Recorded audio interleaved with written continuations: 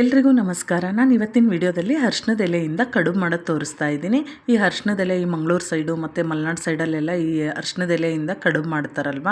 ನಮಗೆ ಇಲ್ಲಿ ನಮ್ಮ ಫ್ರೆಂಡ್ ಬೆಳೀತಾರೆ ಈ ಅರಿಶಿಣದ ಎಲೆನ, ಮನೆ ಮೇಲೆ ಪಾಟಲ್ಲಿ ಬೆಳೀತಾರೆ. ಅವರು ನನಗೆ ವರ್ಷ ಕೊಡ್ತಾರೆ ಅರಿಶಿಣದ ಎಲೆನ, ನಾನು ಕಡುಬು ಮಾಡ್ತೀನಿ.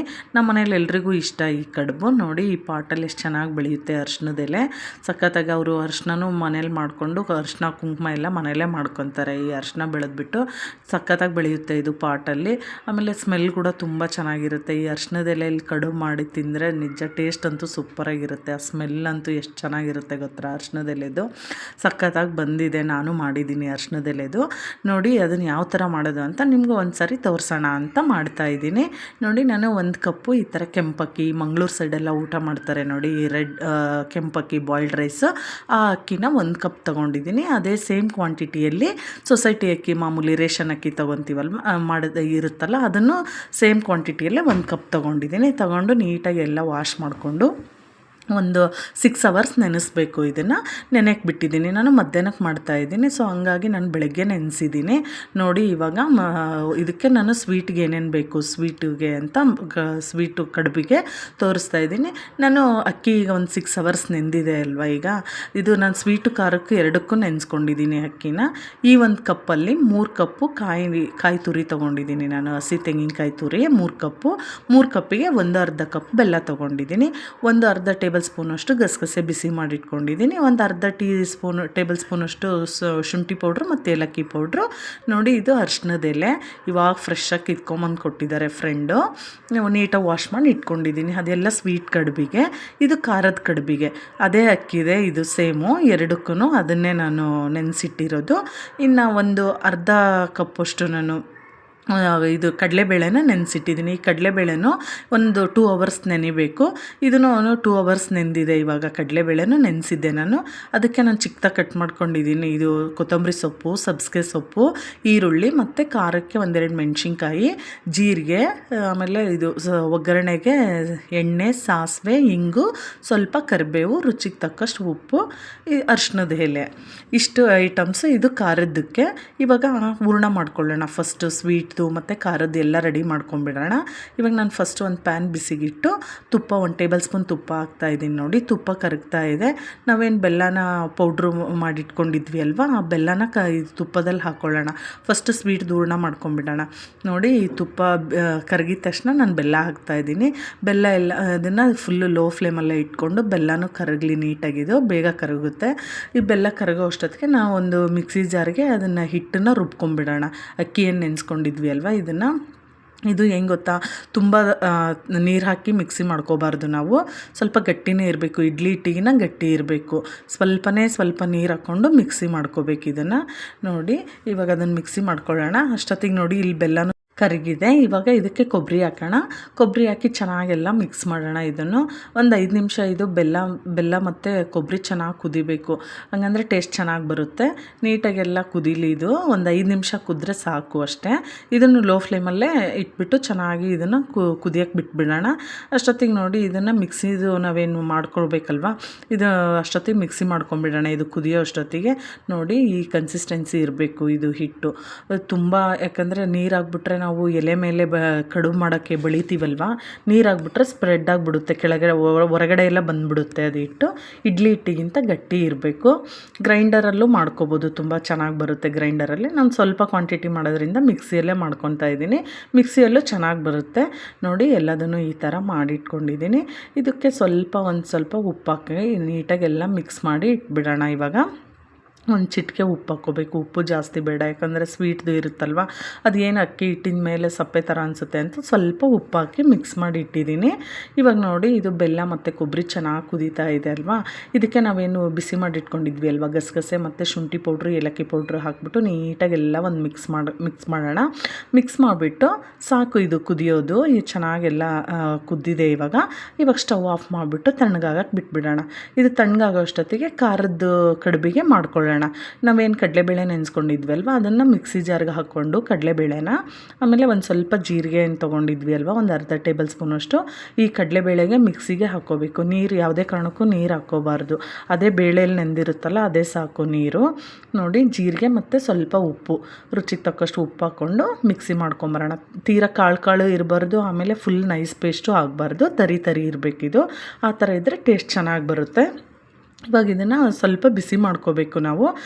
ಪ್ಯಾನ್ ಬಿಸಿಗಿಟ್ಟು ನೋಡಿ 2 ಟೇಬಲ್ ಸ್ಪೂನ್ ಎಣ್ಣೆ ಹಾಕಿ, ಎಣ್ಣೆ ಬಿಸಿ ಆಗ್ತಿದ್ದಂಗೆ ನಾನು ಸಾಸಿವೆ ಮತ್ತು ಕರಿಬೇವು ಹಾಕ್ತಾಯಿದ್ದೀನಿ. ಕರಿಬೇವು ಸಾಸಿವೆ ಹಾಕಿ ಹಿಂಗೆ ಹಾಕಬೇಕು. ಇದು ಕಡಲೆಬೇಳೆ ಹಾಕಿರ್ತೀವಲ್ವ, ಹಿಂಗೆ ಚೆನ್ನಾಗಿ ಬರುತ್ತೆ, ಹಿಂಗೆ ಹಾಕಿದರೆ ಸ್ಮೆಲ್ ಚೆನ್ನಾಗಿರುತ್ತೆ ಇದು.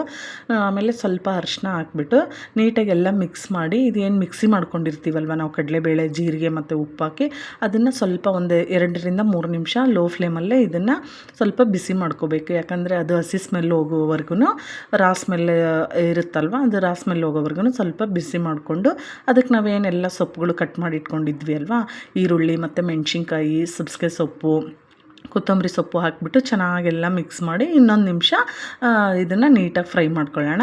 ಸಾಕು, ಇಷ್ಟು ಫ್ರೈ ಆದರೆ ಸಾಕು. ಇದು ಹಂಗೆ ಮಾಡೋದ್ರಿಂದ ಹಸಿದು ಸ್ಮೆಲ್ ಅನಿಸುತ್ತೆ ಕಡುಬಲ್ಲಿ, ಅದಕ್ಕೆ ನಾನು 1-2 ನಿಮಿಷ ಈ ಥರ ಮಾಡ್ಕೊಂಡಿದ್ದೀನಿ. ನೋಡಿ, ಇವಾಗ ಸ್ವೀಟ್ದು, ಖಾರದ್ದು, ಆಮೇಲೆ ಹಿಟ್ಟು ಎಲ್ಲ ರೆಡಿ ಆಯ್ತಲ್ವ. ಇವಾಗ ಕಡುಬು ಯಾವ ಥರ ಮಾಡೋದು ಅಂತ ನೋಡೋಣ. ನೋಡಿ, ಈ ಥರ ಎಲೆ ತೊಗೊಂಬಿಟ್ಟು ಒಂದು ಬಟ್ಲಲ್ಲಿ ನೀರು ಇಟ್ಕೊಂಡಿರೋಣ.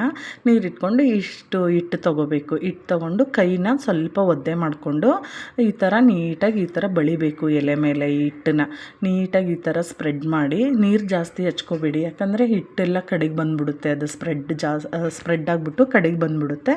ಅದಕ್ಕೆ ಸ್ವಲ್ಪನೇ ಕೈ ಹಸಿ ಮಾಡ್ಕೊಳ್ಳೋಕ್ಕೆ ಆ ಥರ ನೀಟಾಗೆಲ್ಲ ಬಳಿದ್ಬಿಟ್ಟು, ನೋಡಿ ಫಿಲ್ಲಿಂಗಿಗೆ ನಾನು ಫಸ್ಟ್ ಸ್ವೀಟ್ ಕಡುಬಿನ ತೋರಿಸ್ತಾ ಇದ್ದೀನಿ. ಈ ಥರ ಸ್ವೀಟ್ದು ಹೂರಣನ ಈ ಥರ ಹಿಂಗೆ ಉದ್ದಕ್ಕೆ ಇಟ್ಬಿಟ್ಟು, ನೋಡಿ ಈ ಥರ ಸೇಮ್ ನಾನು ಯಾವ ಥರ ತೋರಿಸ್ತಿದ್ದೀನಲ್ಲ ಆ ಕಡೆ ಈ ಕಡೆ ಎಡ್ಜನ್ನು ನೀಟಾಗಿ ಪ್ರೆಸ್ ಮಾಡಿದರೆ ಅದು ಅಕ್ಕಿದಿರುತ್ತಲ್ವ, ಫುಲ್ ಗಮ್ ಥರ ಇಟ್ಕೊಂಡ್ಬಿಡುತ್ತೆ ನೀಟಾಗಿ. ಆಮೇಲೆ ಅದು ಮುಂದೆ ಸ್ವಲ್ಪ ಹಿಂದೆ ಎಲೆದಿರುತ್ತಲ್ವ, ಅದನ್ನು ಬ್ಯಾಕ್ ಸೈಡ್ಗೆ ಫೋಲ್ಡ್ ಮಾಡಿ ಈ ಥರ ಇಟ್ಬಿಡಬೇಕು. ನೋಡಿ, ಎಷ್ಟು ಬೇಗನೆ ಮಾಡ್ಕೋಬೋದು ಈ ಕಡುಬನ್ನ. ಆಮೇಲೆ ಈಗ ಇನ್ನೊಂದು ತೋರಿಸ್ತಾ ಇದ್ದೀನಿ ನೋಡಿ, ಇನ್ನೊಂದು ಎಲೆಗೆ ಹಿಟ್ಟು ತೊಗೊಂಡು ಇದೇ ಥರ ಫುಲ್ಲಿ ಎಡ್ಜ್ವರ್ಗೂ ಬಳಿಬಾರ್ದು. ಇದನ್ನು ಈ ಥರ ನಾನು ತೋರಿಸ್ತಾ ಇದ್ದೀನಲ್ಲ, ಇದೇ ಥರನೇ ಮಾಡಿ ನೋಡಿ. ಉದ್ದಕ್ಕೆ ನೀಟಾಗಿ ಸ್ವೀಟ್ದು ಹೂರಣನ ಇಟ್ಬಿಟ್ಟು ಈ ಥರ ಇಟ್ಟು ಆ ಕಡೆ ಈ ಕಡೆ ಎಡ್ಜ್ ಇಟ್ಕೊಂಡು ನೀಟಾಗಿ ಪ್ರೆಸ್ ಮಾಡಬೇಕು ಅಷ್ಟೇ. ಪ್ರೆಸ್ ಮಾಡಿದರೆ ನೀಟಾಗಿ ಗಮ್ ಥರ ಹಿಡಿಯುತ್ತೆ, ಗೊತ್ತಾ ಎಷ್ಟು ಚೆನ್ನಾಗಿರುತ್ತೆ ಅದು. ಕೆಂಪಕ್ಕಿದು ಮಿಕ್ಸಿ ಮಾಡ್ಕೊಂಡಿರ್ತೀವಲ್ವ, ಚೆನ್ನಾಗಿ ಬರುತ್ತೆ ನೋಡಿ. ಆ ಕಡೆ ಎಂಡು ಈ ಕಡೆ ಎಂಡಿಂಗ್ದು ನೀಟಾಗಿ ಹಿಂಗೆ ಬ್ಯಾಕ್ ಸೈಡ್ ಫೋಲ್ಡ್ ಮಾಡಿ ಈ ಥರ ಎಲ್ಲದನ್ನು ನಾನು ಇದೇ ಥರ ಮಾಡಿಟ್ಕೊಂಡಿದ್ದೀನಿ ಸ್ವೀಟ್ದು. ಇವಾಗ ನೋಡಿ ಖಾರದ್ದು ತೋರಿಸ್ತಾ ಇದ್ದೀನಿ. ಸೇಮ್ ಅದೇ ಥರನೇ ಖಾರದ್ದು ಹಿಂಗೆ ಸೇಮ್ ಎಲೆಗೆ ಈ ಥರ ಹಿಟ್ಟು ತೊಗೊಂಡು ನೀಟಾಗಿ ಈ ಥರ ಸ್ಪ್ರೆಡ್ ಮಾಡಿ ನಾವೇನು ಖಾರದ್ದು ಮಾಡಿಟ್ಕೊಂಡಿದ್ವಿ ಅಲ್ವಾ, ಅದನ್ನು ಈ ಥರ ಹಿಂಗೆ ಉದ್ದ ಮಾಡಿಕೊಂಡು ಮಧ್ಯಕ್ಕೆ ಇಟ್ಬಿಟ್ಟು ಮತ್ತು ಸೇಮ್ ಅದೇ ಥರ ಎಡ್ಜನ್ನು ಪ್ರೆಸ್ ಮಾಡೋದು. ಆ ಕಡೆ ಈ ಕಡೆ ಎಡ್ಜ್ ನೋಡಿ ಈ ಥರ ನೀಟಾಗಿ ಹಿಂಗೆ ಪ್ರೆಸ್ ಮಾಡಿ ಹಿಂಗೆ ಮತ್ತೆ ಫೋಲ್ಡ್ ಮಾಡಿ ಇಡೋದು. ಇದೇ ಥರ ನಾನು ಎಲ್ಲ ಕಡುಬು ಮಾಡಿಟ್ಕೊಂಡಿದ್ದೀನಿ. ಈಗ ನೋಡಿ, ಸ್ವೀಟ್ದೇ ಒಂದು ಸಪ್ರೇಟಾಗಿ ಮಾಡಿಟ್ಕೊಂಡಿದ್ದೀನಿ, ಖಾರದ್ದು ಎಲ್ಲದನ್ನು ಫಸ್ಟ್ ಈ ಥರ ಮಾಡಿಟ್ಕೊಂಡು, ಇದು ನಾವು ಇಡ್ಲಿ ಹೆಂಗೆ ಬೇಯಿಸ್ಕೊತೀವಲ್ವ ಅದೇ ಥರ ಇಡ್ಲಿ ಪಾತ್ರೆಯಲ್ಲಿ ಬೇಯಿಸ್ಕೊಳ್ಳೋದು.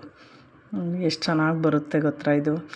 ಸ್ಮೆಲ್ಲು ಅಂತೂ ಬೇಯಬೇಕಾದ್ರೆ ಮನೆ ತುಂಬ ಘಮ ಘಮ ಅನ್ನುತ್ತೆ. ಈ ಅರಿಶಿಣದ ಎಲೆದ ಸ್ಮೆಲ್ಲು ಸಖತ್ತಾಗಿರುತ್ತೆ ನೋಡಿ. ಇವಾಗ ಇದು ಖಾರದ್ದಿದು ಆವಾಗಲೇ ಒಂದು ಪ್ಲೇಟಲ್ಲಿ ನಾನು ಸ್ವೀಟ್ ಇಟ್ಕೊಂಡು ಇದು ಖಾರದ್ದು ಎಲ್ಲದನ್ನು ಈ ಥರ ಮಾಡಿಟ್ಕೊಂಡಿದ್ದೀನಿ. ಇಡ್ಲಿ ಪಾತ್ರೆಗೂ ನೀರು ಹಾಕಿ ಕಾಯಕ್ಕೆ ಇಟ್ಟಿದ್ದೀನಿ ನೋಡಿ. ಮಾಮೂಲಿ ನಾವು ಕಡುಬುಗಳನ್ನೆಲ್ಲ ಬೇರೆ ಕಡುಬು ಬೇಯಿಸ್ಕೊತೀವಲ್ವ ಅದೇ ಥರ ಪ್ಲೇಟ್ ಇಟ್ಬಿಟ್ಟು ಎಷ್ಟು ಹಿಡಿಯುತ್ತೋ ಅಷ್ಟನ್ನು ನಾವು ಕಡುಬು ಈ ಥರ ಇಟ್ಟು ಮತ್ತು ಮೇಲೆ ಇನ್ನೊಂದು ಪ್ಲೇಟ್ ಇಟ್ಟು ಅದಕ್ಕೆ ಮತ್ತೆ ಮೇಲಿನ ಉಳಿದಿರೋದನ್ನೆಲ್ಲ ನಾವು ಮಾಡಿಟ್ಕೊಂಡಿರ್ತೀವಲ್ವ ಕಡುಬು ಆ ಥರ ಇಟ್ಟು ನೀಟಾಗಿ ನೋಡಿ ಈ ಥರ ಎಲ್ಲ ಕಡುಬುಗಳನ್ನು ಇಟ್ಬಿಟ್ಟು ಕ್ಲೋಸ್ ಮಾಡಿ ನಾವು ಕರೆಕ್ಟ್ ಒಂದು 15 ನಿಮಿಷ ಬೇಯಿಸ್ಬೇಕು. ಇದನ್ನು 15 ನಿಮಿಷಕ್ಕೆ ಕರೆಕ್ಟಾಗಿ ಬೆಂದಿರುತ್ತೆ. ಇದು ಫುಲ್ ಪರ್ಫೆಕ್ಟಾಗಿ ಆಗಿದೆ ನೋಡಿ. ಕಡುಬು ಕಲರ್ ಕೂಡ ಚೇಂಜ್ ಆಗಿದೆ. 15 ನಿಮಿಷ ನಾನು ಟೈಮ್ ನೋಡಿಕೊಂಡು ಇಟ್ಟಿದ್ದೆ, ಕರೆಕ್ಟಾಗಿ ತೆಗ್ದಿದ್ದೀನಿ. ಇವಾಗ 15 ನಿಮಿಷಕ್ಕೆ ತುಂಬ ಚೆನ್ನಾಗಿ ಬಂದಿದೆ ನೋಡಿ, ಪರ್ಫೆಕ್ಟಾಗಿ ಬಂದಿದೆ. ಕಲರ್ ಕೂಡ ಚೇಂಜ್ ಆಗಿದೆ. ಎಲ್ಲದನ್ನು ಇದೇ ಥರ ಮಾಡಿ ಇಟ್ಕೊಂಡಿದ್ದೀನಿ ನಾನು ನೋಡಿ. ತುಂಬ ಚೆನ್ನಾಗಿ ಬಂದಿದೆ ಇದು. ಟೇಸ್ಟ್ ಕೂಡ ಸಖತ್ತಾಗಿ ಬಂದಿದೆ ನೋಡಿ. ಇವಾಗ ಓಪನ್ ಮಾಡಿ ತೋರಿಸ್ತೀನಿ. ತುಂಬ ಬಿಸಿ ಇದೆ ನೋಡಿ ಎಷ್ಟು ಚೆನ್ನಾಗಿ ಬಿಟ್ಕೊಳ್ಳುತ್ತೆ ಅದು ಎಲೆ. ಆಮೇಲೆ ಲೈನ್ಸ್ ನೋಡಿ, ಆ ಎಲೆದ ಮೇಲಿನ ಲೈನ್ಸ್ ಕಡುಬು ಮೇಲೆ ಎಷ್ಟು ಚೆನ್ನಾಗಿ ಲೈನ್ ಚೆನ್ನಾಗಿ ಎಲೆ ಶೇಪ್ ಎಷ್ಟು ಚೆನ್ನಾಗಿ ಮೂಡಿದೆ ಅದ್ರ ಮೇಲೆ. ನೋಡಿ ಇದು ಸ್ವೀಟ್ ಕಡುಬು ತೋರಿಸಿದೆ. ನಾನು ಇವಾಗ ಇದು ಖಾರದ ಕಡುಬು ತೋರಿಸ್ತಾ ಇದ್ದೀನಿ. ಖಾರದ ಕಡುಬು ತುಂಬ ಬಿಸಿ ಇದೆ, ಟೇಸ್ಟ್ ಕೂಡ ಪರ್ಫೆಕ್ಟಾಗಿ ಬಂದಿದೆ. ಅದು ಫ್ಲೇವರ್ ಅಂತೂ ತುಂಬ ಚೆನ್ನಾಗಿರುತ್ತೆ. ನಾವು ತಿನ್ನಬೇಕಾದ್ರೆ ಅರಿಶಿಣದ ಎಲೆದ ಫ್ಲೇವರ್ ತುಂಬ ಚೆನ್ನಾಗಿರುತ್ತೆ. ಮನೆ ಅಂತೂ ನಿಜವಾಗ್ಲೂ ಎಷ್ಟು ಘಮ ಘಮ ಅಂತ ಇದೆ ಗೊತ್ತಾ. ಅರಿಶಿಣದ ಎಲೆದು ಸಖತ್ತಾಗಿ ಬಂದಿದೆ. ನಿಮಗೂ ಏನಾದರೂ ಈ ಅರಿಶಿಣದ ಎಲೆ ಸಿಕ್ಕರೆ ನೀವು ಒಂದು ಸರಿ ಟ್ರೈ ಮಾಡಿ ನೋಡಿ. ನಿಜವಾಗ್ಲೂ ತುಂಬ ಚೆನ್ನಾಗಿರುತ್ತೆ ಟೇಸ್ಟು.